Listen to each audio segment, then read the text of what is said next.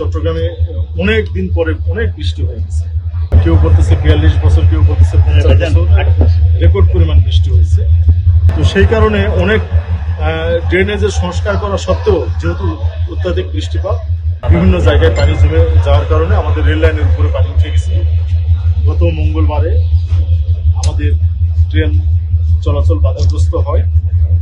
এরপরে এটা সরকারের সর্বোচ্চ পর্যায় থেকে জিনিসটা তদারকি করা হয়েছে এবং গত বুধবারে আমাদের মাননীয় প্রতিমন্ত্রী উনিও সরেজমিনে দেখে গেছেন। উনি দেখে যাওয়ার পরে আমাদের সম্মানিত ডিজি মহোদয়ের নির্দেশনা মোতাবেক আমরা বেলাস দিয়ে বিভিন্ন স্তরে আমরা রেল লাইনটাকে প্রায় 1 ফুট উঁচু করে ফেলছি।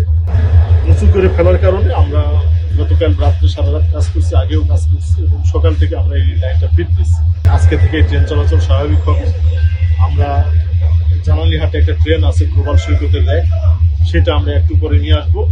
এরপরে আমাদের ঢাকা থেকে ছেড়ে আসা পর্যটক ট্রেনটাও ইনশাল্লাহ এই রুটে আমরা নিয়ে যাব। আপনারা দোয়া করেন যাতে আমরা নিরাপদে যাত্রীদেরকে তাদের গন্তব্যে পৌঁছাতে পারি এবং আমাদের এই যোগাযোগ ব্যবস্থা অক্ষুণ্ণ রাখতে পারি। আমরা আশা করতেছি ট্রেন সঠিক সময়ে তার টাইম টেবিল ধরে যাবে, এটার জন্য কোনো ডিলে হবে না।